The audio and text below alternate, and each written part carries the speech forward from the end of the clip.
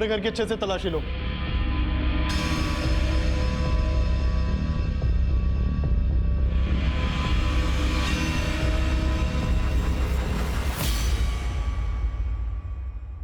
ये तो satellite phone है।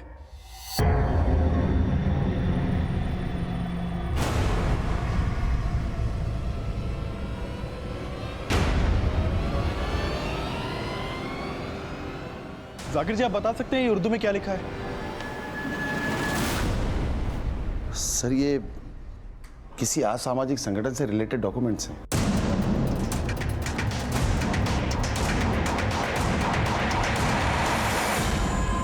शायला पठान के घर से असामाजिक गतिविधियों से जुड़े डॉक्यूमेंट्स और सुराग का मिलना और शायला और उसके परिवार का इस तरह से अचानक गायब हो जाना काफी संदिग्ध नजर आ रहा था। ये पूरा मामला अब काफी बड़ा रूप ले चुका था और जल्द ही इस केस की अगुवाई मुंबई क्राइम ब्रांच के डीसीपी गुरवेश नागरे को सौंप दी गई। शायला पठान के वर्सोवे वाले फ्लैट से जो असामाजिक गतिविधियों के डॉक्यूमेंट्स मिले थे, उसके फोटोग्राफ्स और वो सैटेलाइट फोन तुरंत नेशनल इंटेलिजेंस एजेंसी एनआईए को भेज दो। वो लोग सैटेलाइट से इनकरप्टेड डेटा को डीकोड करेंगे। और अपने सोर्सेज से पता करो ये शायला पठान और उसकी फैमिली वाकई किसी असामाजिक ऑर्गेनाइजेशन से रिलेटेड है या नहीं। और वो डायरेक्टर महेश परमार, उसने कहा था कि शायला ने उसे 2 अरबी इन्वेस्टर से मिला था। क्या नाम था उनका? He's Tayyab bin and he's Razidul. Nice meeting. Taiyab bin और रजिदुल। लेकिन उस महेश परमार ने बताया कि वो उनसे सिर्फ एक बार मिला था, इसलिए उनके बारे में कुछ ज़्यादा जानता नहीं है। दामले, इस शैला पठान की पूरी फैमिली गायब है। उसके कॉल रिकॉर्ड निकालो, हो सकता है कि उससे कुछ मिल जाए। और ये रिपोर्टर निसार, उसने कहा था कि शैला के किसी अंकल ने उसे कॉल किया था।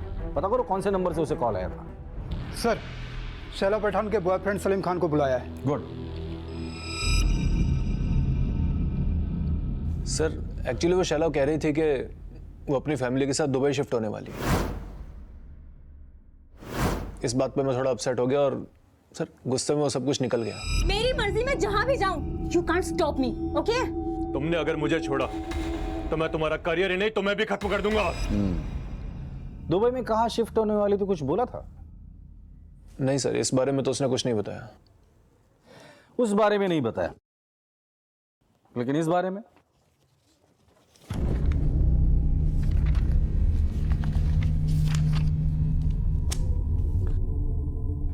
उसका असामाजिक संगठन से संबंध था। इस बारे में तो बताया होगा ना उसने? नहीं सर, अगर मुझे ऐसा कुछ पता होता तो मैं उससे कभी कोई रिलेशन नहीं रखता। कैसा रिलेशन था तुम्हारा शैला के साथ? सर, मैं शैला से प्यार करता था। और फैमिली? नहीं सर, उसकी फैमिली के बारे में मैं कुछ नहीं जानता। सर, शैला बॉलीवुड की टॉप एक्ट्रेस बनना चाहती थी, लेकिन अचानक से उसका दुबई जाने का फैसला बहुत अजीब लगा मुझे। शायला पठान के बॉयफ्रेंड सलीम के बयान के बाद पुलिस इंडिया से दुबई जाने वाली फ्लाइट्स की पूरी डिटेल्स निकालने के लिए सभी एयरलाइन से कांटेक्ट करने में जुट गई। और शायला पठान की हाउसिंग बिल्डिंग में की गई पूछताछ में सामने आया कि शैला, उसकी मां Sania, step father Tabrez, sisters Shabnam और नेहकत, ब्रदर साहिल और कजन मुस्कान 5 मार्च 2011 की सुबह 2 अलग-अलग कार से कहीं जाने के लिए निकले थे।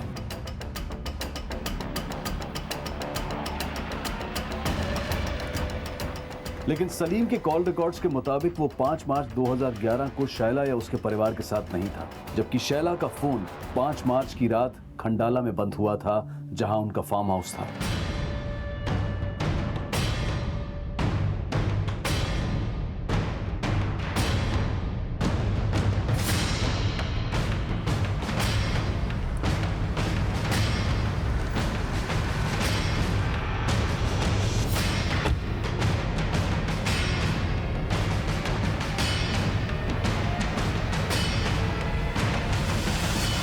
लेकिन फार्म हाउस पर जो कार मिली वो शैला की मां सानिया की थी, जबकि शैला की कार गायब थी।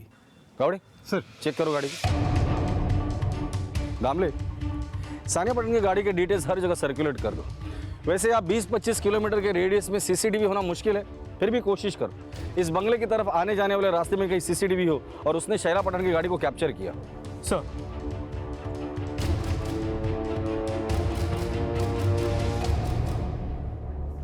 पूरे घर की तलाशी लो, एक भी कोना बचना नहीं चाहिए। दामले, यार कुछ तो हुआ है। और जिसने ये सब कुछ किया बहुत होशियारी से किया है। फॉरेंसिक को बोलना यहाँ जो भी टेक्निकल एविडेंसेस मिलता है सब जमा करें।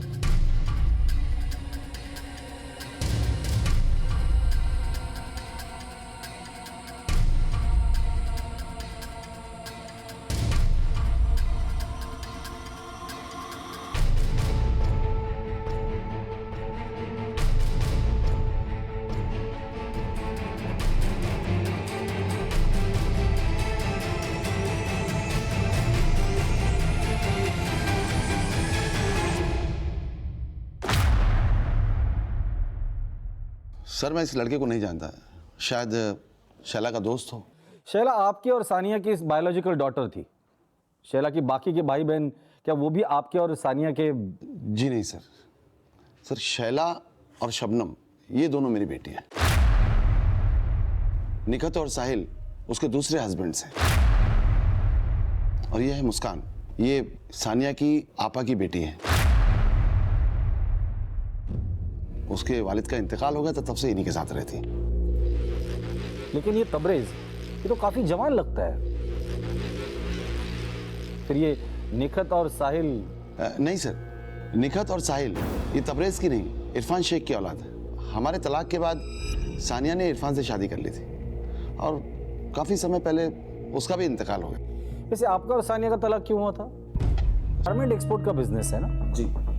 कौन सी कंट्रीज में एक्सपोर्ट करते हैं आप? Uganda, Uzbekistan, Tasmania, Nigeria, Kenya. कोई गल्फ कंट्री? जी नहीं। लेकिन सुना है आपकी बेटी शैला के गल्फ कंट्रीज में अच्छे कनेक्शंस हैं। ये तैयबीन और रजिदुल नाम के दो अरबी है जो उसके लिए फिल्म प्रोड्यूस करने वाले थे। क्या आप जानते हैं इन दोनों को? जी नहीं, लेकिन आप शैला के बारे में गलत मत सोचिए। वो किसी भी तरह के गलत काम में इन्वॉल्व नहीं हो सकती। लेकिन उसके घर में जो कुछ भी मिला है ना, उससे तो यही लगता है कि वो गलत काम में इन्वॉल्व थी। हैरानी तो मुझे भी है, लेकिन दिल इस बात को मानने के लिए तैयार नहीं है। और बाकी के लोग? सर शैला के अलावा मेरी और बाकी लोगों से कोई खास बातचीत नहीं थी। अच्छा, ये शैला एक स्ट्रगलिंग एक्ट्रेस थी, फिर वर्सोवा में करोड़ों का घर, खंडाला में प्रॉपर्टी, ये कैसे पॉसिबल हुआ? दरअसल सानिया के अब्बू का आगरा में डायमंड का काफी बड़ा कारोबार था और उनके इंतकाल के बाद वो सारा बिजनेस और वहाँ की सारी प्रॉपर्टी वो सानिया के नाम हो गई। जी, ये सानिया का तीसरा हस्बैंड तबरेज ये करता क्या है? मैं उसके बारे में तो कुछ नहीं जानता, लेकिन वो तीसरा नहीं सर, वो चौथा हस्बैंड। चौथा हस्बैंड? जी हाँ। इरफान के इंतकाल के बाद सानिया ने आमिर से शादी की थी। ये आमिर रहता कहाँ है? सर मुंबई का ही है सर, मिल्लत नगर में कहीं रहता है। ये वही आमिर था जिसने रिपोर्टर निसार को शैला के खिलाफ लिखे गए आर्टिकल पर माफी मांगने की धमकी दी थी और इसने अपने आप को शैला का अंकल बताया था। और निसार द्वारा दिए गए उस नंबर से पुलिस पता कर चुकी थी कि निसार को इसी आमिर द्वारा कॉल किया गया था। शैला ने मुझे बताया था कि वो अपनी अम्मी और भाई बहन के साथ दुबई शिफ्ट हो रही है। ये क्या कह रही है बेटा? तो हमेशा के लिए दुबई शिफ्ट हो रही है? जी अब्बू, और सिर्फ मैं ही नहीं, हम सभी जा रहे हैं। और तुम्हारी अम्मी का वो स्टोन का बिजनेस और सारी प्रॉपर्टीज? और उसने मुझसे कहा कि सानिया के एब्सेंस में सारा बिजनेस आमिर देखेगा, और जिसके लिए सानिया ने उसे पावर ऑफ अटर्नी भी दी। आपको क्या लगता है इस आमिर का किसी असामाजिक संगठन के साथ कोई कनेक्शन हो सकता है? इसके बारे में मुझे तो कुछ पता नहीं है सर। आमिर एक गरीब फैमिली से था और सानिया से शादी के बाद उसके पैसों पर ऐश कर रहा है। क्या शैला ने आपको कभी बताया था कि वो दुबई में कहाँ शिफ्ट हो रही है? नहीं सर, उसने मुझसे कहा था कि वो जाने से पहले मुझसे मिलेगी और मुझे बताएगी, लेकिन उसके पहले ये सब। सर आप आमिर से पूछिए, शायद उसे कुछ पता हो।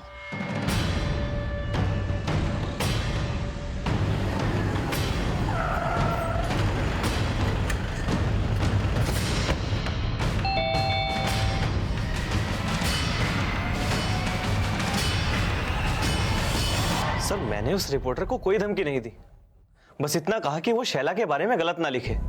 शैला और उसके बाकी के परिवार वाले किधर है? मुझे नहीं पता सर। अच्छा एक बात बता, ये शैला की माँ सानिया, उसने अपना बिजनेस प्रॉपर्टी सबकी पावर ऑफ अटर्नी तुझे दे दी थी। तेरा ये मिल्लत नगर वाला बुटीक वो भी उसने तेरे नाम पे किया था, तुम दोनों का डिवोर्स होने के बाद। ऐसा क्यों? क्योंकि सर सानिया मुझ पर भरोसा करती थी। भले ही हमारा डिवोर्स हो गया, लेकिन वो आज भी मेरी कद्र करती है। कद्र करती थी या तेरा खौफ था उसके दिल में? नहीं सर। ये असामाजिक ऑर्गेनाइजेशन के साथ किसका संबंध था, तेरा या उनका? मुझे नहीं पता सर, आप तबरेज का पता कीजिए, वो अच्छा आदमी नहीं था। क्या करता था? कश्मीर में एक एनजीओ चलाता था। कश्मीर में? जी सर, तबरेज कश्मीर से है। कश्मीर में कहां से? इस बारे में मुझे कुछ नहीं पता सर। सानिया का चौथा शौहर तबरेज, जो कि सानिया से उम्र में तकरीबन 20-21 साल छोटा था, वो कश्मीर में कोई एनजीओ चलाता था और इस इंफॉर्मेशन ने पुलिस को चौकन्ना कर दिया। जल्द ही यह भी सामने आ गया कि 5 मार्च 2011, जिस दिन से शैला और उसके घर वालों का फोन बंद था, तब से उन्होंने इंडिया से दुबई तो क्या, किसी भी देश में जाने के लिए कोई हवाई सफर नहीं किया था। तो अब शैला और उसकी फैमिली कहां थी? और अगर 5 मार्च 2011 को शैला अपने परिवार के साथ खंडाला वाले फार्म हाउस पर गई थी, तो फिर अचानक गायब कहां हो गई? और अगर सानिया की कार फार्म हाउस पर थी, तो फिर शैला की कार कहां थी? चौतरफा छानबीन के बावजूद फैमिली की कोई भी लीड पुलिस को नहीं मिल पा रही थी और ना ही उन 2 अरब इन्वेस्टर्स के बारे में कोई इंफॉर्मेशन मिली थी जो शैला के फार्म हाउस पर देखे गए थे। और अब यह अंदाजा भी लगाया जा रहा था कि कहीं शैला और उसके घर वाले तबरेज के साथ कश्मीर में ना हो। लेकिन कश्मीर में तबरेज कहां रहता है, कौन सी एनजीओ चलाता है, इसके बारे में कोई जानकारी नहीं मिल पाई थी और ना ही एनआईए के द्वारा उनमें से किसी के भी उन असामाजिक संगठनों से जुड़े होने का कोई क्लू मिला था। और अब सानिया के पहले और तीसरे शौहर जाकिर और आमिर के भी कॉल रिकॉर्ड्स और एक्टिविटीज में उस असामाजिक संगठन के साथ कनेक्शन होने का पता लगाया जा रहा था। लेकिन आमिर के साथ की गई पूछताछ में पुलिस ये पता लगाने में कामयाब हो गई कि खंडाला के फार्म हाउस से मिले फोटोग्राफ्स में शैला के साथ वो अनजान शख्स नितिन शाह था और जल्द ही उसे पूछताछ के लिए बुलाया गया।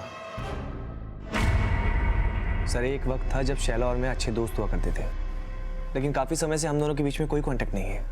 अच्छा, पर हमने तो सुना कि तुम और शैला शादी करने वाले थे और शादी के बाद दुबई सेटल होने का प्लान था। सर, ऐसा शैला सोचती थी कि मैं उससे शादी करूंगा, लेकिन बहुत ही जल्द मुझे उसकी असलियत पता चली। असलियत? कैसी असलियत? सर, करीब 1 साल पहले मेरी और शैला की मुलाकात एक पेस्ट्री पार्टी में हुई थी और फिर हम दोनों काफी मिलने जुलने लगे।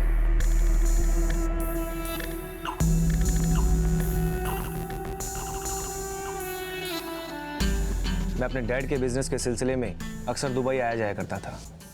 सर, हमें नजदीक आने में ज्यादा वक्त नहीं लगा और फिर एक दिन वो मुझसे बोली कि क्यों ना हम शादी कर लें और शादी करके हमेशा हमेशा के लिए दुबई शिफ्ट हो जाएं।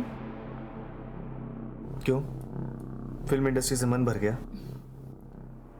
आजकल अच्छे टैलेंट की कदर ही कहाँ है। सोचा था सुपरस्टार रमेश खत्री के साथ फिल्म करके किस्मत बदल जाएगी, पर कोई जादू हुआ ही नहीं। सर, जादू तो वो मुझ पे चलाना चाहती थी, लेकिन उससे पहले ही मुझे पता चल गया कि वो मेरे साथ ही नहीं बल्कि और कई लोगों के साथ हम बिस्तर होती थी। She is an escort. कई दिन घर से गायब रहती। मैं फोन करता तो कोई रिप्लाई नहीं देती, क्योंकि सर उसके कई कस्टमर थे जो कि एक बी ग्रेड एक्ट्रेस को एक रात गुजारने के लिए लाखों रुपए देते थे। तो जाहिर सी बात है तुम भी उसी मतलब से उसके करीब आए होगे। सर, मतलब तो उसे मुझसे था, मेरी दौलत से था, मुझे लूटना चाहती थी, लेकिन वो मुझे झांसे में फंसाती उससे पहले मेरे दोस्त ने मुझे सारी सच्चाई बता दी। क्या क्या सच्चाई पता चली तुम्हें?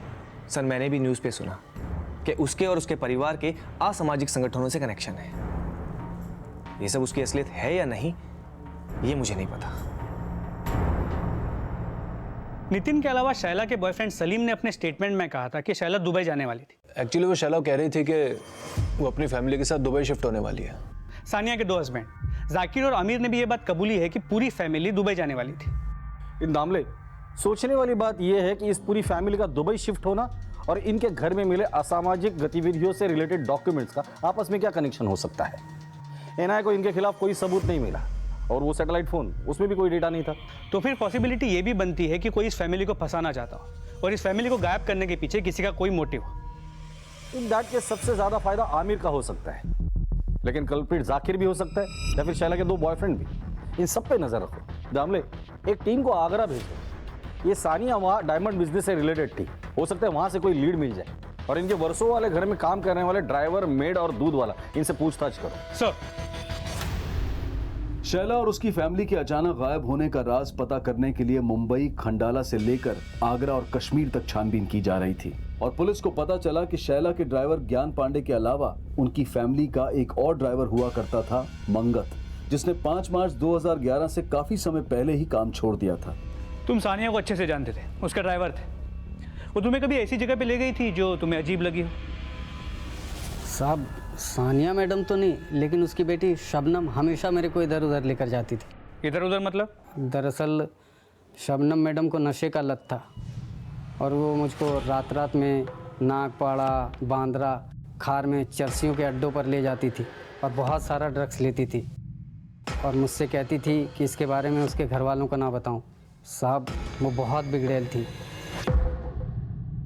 और नशे के लिए तो किसी के साथ भी। उसके बाकी भाई बहन साहिल, निकत और मुस्कान, इनके बारे में क्या जानते हो? साहब, मुस्कान मैडम उनकी सगी नहीं थी। सब लोग उनके साथ नौकरों जैसा बर्ताव करते थे साहब, पर मेरे को लगता है मुस्कान मैडम उनकी आवभगत करते करते तंग आ गई थी। निखत और साहिल का स्वभाव कैसा था? वो दोनों तो ठीक थे। साहिल साहब पढ़ रहे थे और निखत मैडम शैला मैडम की तरह एक्ट्रेस बनना चाहती थी। 5 मार्च को वो लोग वर्सोवा से निकले। उसके पहले तुमने घर में कुछ नोटिस किया जो तुम्हें अजीब लग रहा हो? साहब, ऐसा तो कुछ याद नहीं, लेकिन हाँ, 5 मार्च से पहले फरवरी में 4 दिन के लिए ये लोग खंडाला गए थे। सानिया मैडम मेरे को बोली 4 दिन के लिए तेरी छुट्टी, लेकिन मैंने ठीक से गिना नहीं शायद, और चौथे ही दिन मैं वहाँ काम करने पहुँच गई।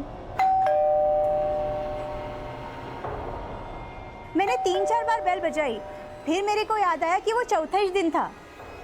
लेकिन साहब, मैं दूसरे के घर से काम करके वापस आ रही थी ना, तो मैडम के फ्लैट से मैंने उनका दूध वाला जुनैद को बाहर निकलते हुए देखा। साहब, अगले दिन ये बात मैंने सानिया मैडम को बताई। मेरे को लगा कि कुछ चोरी वोरी के इरादे से वो आया हो, लेकिन मैडम मेरे को बोली कि ये बात किसी को मत बताना, मैं देख लूंगी। एक दूध वाला इनकी गैर मौजूदगी में इनके घर से बाहर निकलता है, उसके खिलाफ पुलिस एक्शन लेने के बजाय सानिया अपनी मेड शांति को चुप रहने के लिए कहती है।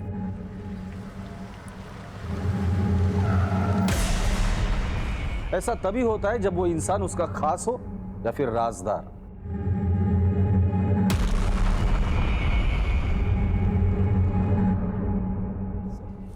साहब, मैंने कुछ नहीं किया साहब। शैला पठान के फैमिली के गैर मौजूदगी में उसके घर में क्या करने गया था? चोरी करने गया था? नहीं साहब, मैं तो वहाँ दूध की डिलीवरी करने गया था साहब। घर के बाहर ताला लगा हुआ था और तू डिलीवरी करने गया था दूध की? नहीं साहब, उस दिन घर पर ताला नहीं था, अंदर सानिया मैम थी।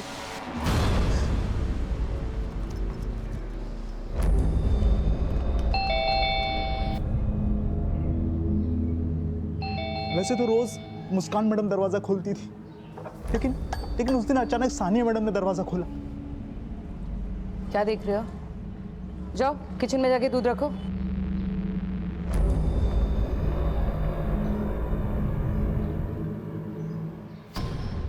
और जैसे ही मैं किचन के अंदर गया, सानिया मैडम पीछे से आई और मुझसे बोली कि घर पर कोई नहीं है। तो क्या? इतने इशारे भी नहीं समझता? वैसे तो हर समय घूरता रहता है। नहीं मैम, शर्मा मत। शर्म तो आपको आनी चाहिए मैडम जी। जवान बेटियां हैं आपकी और आप इस तरह से छी बोलता है मुझे? 2 मिनट लगेंगे मुझे पड़ोसियों को यहां पर बुलाने में। रेप का इल्जाम लग गया ना एक बार, तो जिंदगी भर जेल में काटेगा। चुपचाप चल। उसने मुझे ब्लैकमेल करके मेरे साथ, साहब, अपनी हवस पूरी करने के बाद वो बोली कि मैंने उसका रेप किया है, और अगर मैंने उसकी बात नहीं मानी तो वो मुझे, साहब, जब तक उसके परिवार के लोग नहीं आ गए वहाँ पर, तब तक मुझे ज़बरदस्ती वहाँ रहना ही पड़ा। हमसे बचने के लिए कोई कहानी तो नहीं सुना रहा है? नहीं साहब, ये बात सच्ची है। अगर ये दूध वाला जुनैद सच बोल रहा है तो हो सकता है उसी ने सानिया से बदला लेने के लिए सानिया और उसके पूरे परिवार को गायब कर दिया। दामले, सोचने वाली बात यह है कि शैला की मां सोनिया, उसका चौथा पति तबरेज, उससे उम्र में कम से कम 20-21 साल छोटा होगा। उसके बावजूद उसने दूध वाले जुनैद के साथ वो सब कुछ किया। तो हो सकता है कि उसका कोई सीक्रेट लवर भी हो। करेक्ट, ये पूरी फैमिली ही टेढ़ी है, लेकिन फिर भी ये समझ में नहीं आ रहा कि ऐसा क्या हुआ होगा कि उन्हें एक असामाजिक संगठन से जुड़ना पड़ा और उसके बाद वो सब फरार हो गए। लफड़ा तो बहुत बड़ा होगा, इसलिए तो पूरी फैमिली गायब है। या फिर ऐसा भी हो सकता है कि फैमिली में से किसी एक आदमी ने इन सबको गायब किया है। सबकी कमजोरियां तो पता चल गई, लेकिन इस मुस्कान, इसकी कमजोरी पता नहीं चली। और सुना है कि ये मुस्कान पूरी फैमिली से बहुत नफरत करती थी। कामले कि इस मुस्कान ने तो पुलिस ने हर सस्पेक्ट को खंगाला। आगरा, कश्मीर, खंडाला, मुंबई, फैमिली के उस असामाजिक संगठन से कनेक्शन से लेकर नफरत, दुश्मनी, लालच, आपराधिक साजिश, हर एंगल को खंगाला गया, लेकिन शैला और उसके परिवार की कोई लीड नहीं मिली।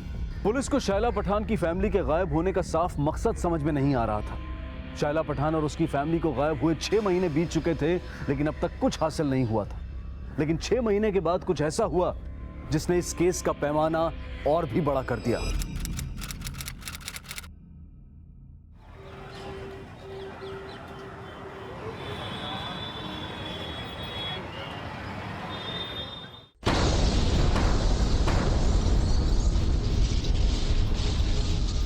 सितंबर 2011 को दिल्ली के भीड़-भाड़ वाले इलाके में हुए इस बॉम्ब विस्फोट में 15 लोग मारे गए और 80 से ज्यादा लोग घायल हुए। और विस्फोट के चंद घंटों बाद ही एक ईमेल के द्वारा इस ब्लास्ट की जिम्मेदारी उस असामाजिक संगठन द्वारा ली गई जिनसे शैला और उसके परिवार का कनेक्शन होने का शक खड़ा हुआ था। और एनआईए के ऑफिसर धर्मेश कटारिया को इस ब्लास्ट की जांच सौंपी गई और जल्द ही वो आईपी एड्रेस ट्रैक कर लिया गया जहां से वो संदिग्ध मेल भेजा गया था। वो मेल कश्मीर के एक साइबर कैफे से भेजा गया था जहां पर एनआईए ने रेड मारी और कई संदिग्धों को गिरफ्तार किया। और उसी एरिया से पुलिस ने एक अज्ञात कार भी बरामद की और पाया गया कि ये कार मुंबई के वर्सोवा एड्रेस पर शैला पठान के नाम रजिस्टर्ड थी। ये वही कार थी जिसमें 5 मार्च 2011 को शैला को अपनी फैमिली के साथ कहीं जाते हुए देखा गया था। शैला पठान 6 महीने से अपने फैमिली मेंबर के साथ गायब है और उनके घर से असामाजिक गतिविधियों से जुड़े डॉक्यूमेंट्स और सैटेलाइट फोन भी मिला है। और गाड़ी यहाँ पर कश्मीर में मिली है। हो सकता है वो 6 महीने से यहीं पर रह रहे हो। हमें भी ऐसा ही शक था। शैला पठान का स्टेप फादर तबरेज, वो कश्मीर से। आप ऐसा कीजिए, शैला और उसके स्टेप फादर तबरेज और बाकी फैमिली मेंबर्स की डिटेल भेज दीजिए। हम यहाँ पर ढूंढते हैं उन्हें। हो सकता है वो यहीं पर छिपे हों। ठीक है सर। शैला के स्टेप फादर तबरेज समेत शैला पठान के हर फैमिली मेंबर को एक बार फिर से एनआईए के द्वारा इन्वेस्टिगेट किया जा रहा था और फोरेंसिक टीम को शैला पठान की गाड़ी में एक ट्रैवल एजेंसी का विजिटिंग कार्ड मिला था।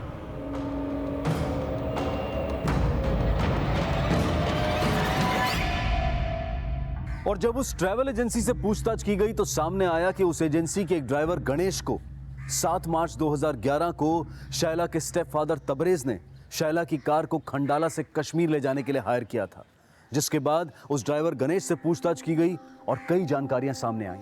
खंडाला से शैला पठान के कौन कौन से फैमिली मेंबर्स को लेकर तो कश्मीर गया था?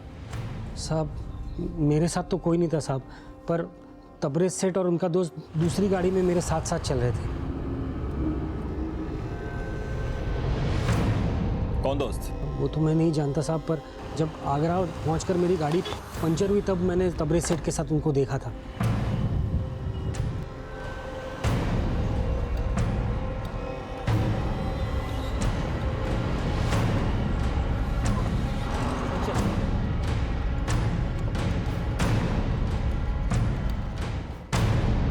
सर, ये राशिद खान है। शैला के स्टेप फादर तबरेज के साथ मिलकर कश्मीर के पुलवाना एरिया में एनजीओ चलाते थे, लेकिन ये दोनों सोशल वर्क नहीं बल्कि चैरिटी के नाम पे चंदा इकट्ठा करते थे।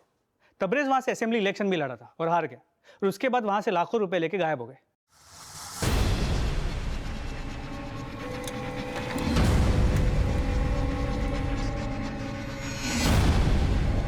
क्या यही आदमी था? हाँ साहब, यही था वो। इसका मतलब शैला की फैमिली अब कहाँ है? ये या तो तबरेज या फिर ये राशिद ही बता सकता है।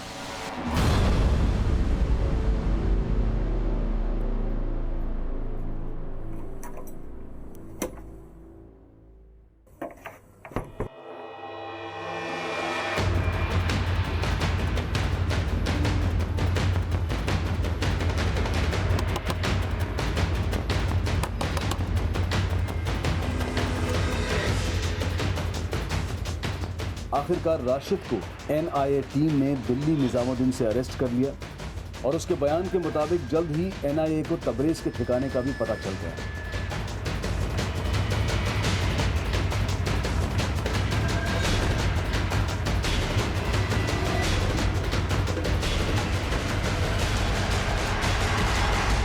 और एनआईए ने शैला पठान के स्टेप फादर तबरेज को पूछताछ के बाद मुंबई पुलिस के हवाले कर दिया।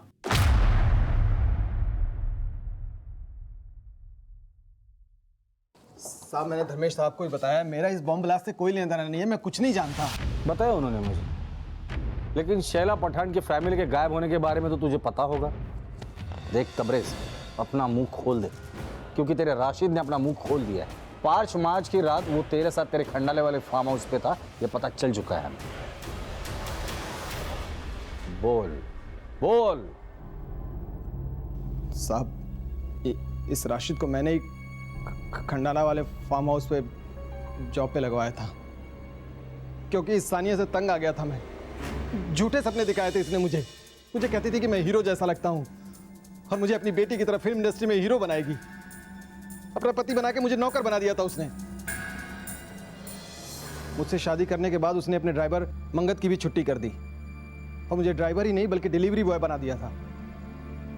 इतना ही नहीं सर, मुझे शौहर बनाकर उसने पावर ऑफ अटर्नी अपने तीसरे पति आमिर के नाम कर दी। पानी नाक के ऊपर हो गया था सर, इसलिए 5 मार्च की रात को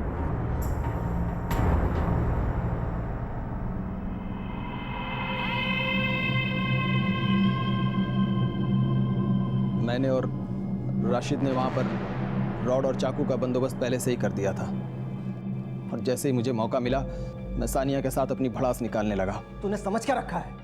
नौकर बनाने के लिए शादी की थी तूने मुझसे? फिर इतनी मजाल मुझसे ऊंची बात में बात करता है।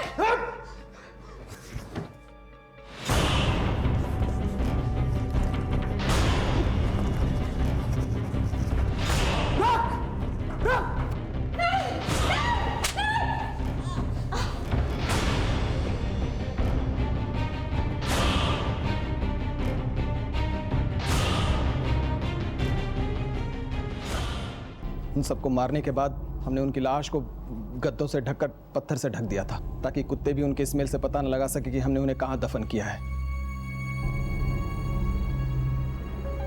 उसके बाद हम लोग मुंबई आ गए। मुंबई में हम 2 दिन रहे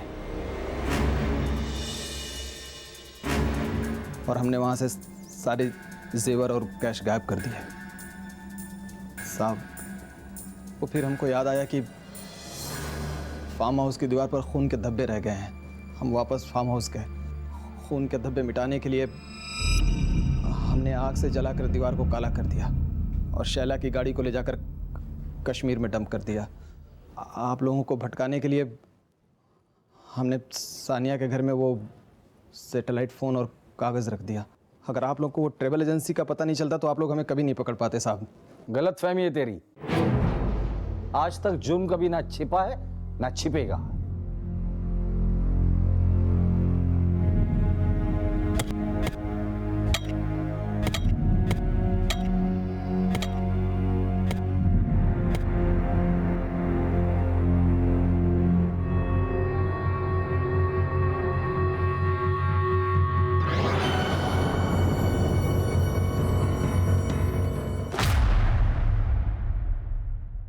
पुलिस ने जब इन बॉडीज का पोस्टमार्टम करवाया तो पता चला कि शायला पठान और उसकी बहनों शबनम और मुस्कान के लंग्स में मिट्टी थी, जो इस बात की तरफ इशारा कर रही थी कि जब उन्हें दफनाया गया था तब वो जिंदा थी।